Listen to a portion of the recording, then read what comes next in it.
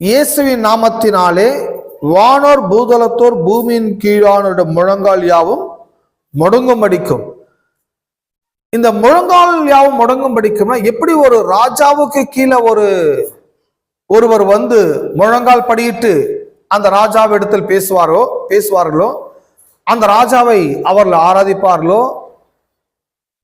இந்த முழங்கால் படியிடுவதில் எல்லாம் முழங்கால் படியிடுனா நீங்க பிசிக்கலா சரீர பிரகாரமா முழங்கால் படியிடணும் அப்படின்றது அல்ல. ஆனா அப்படி படியிடுவது நல்லதுதான். இது எதை குறிக்கிறதுனா, முழங்கால் படியிடுவதனால எதை நாம ஹைலைட் பண்றோம், எதை போக்கஸ் பண்றோம்னா,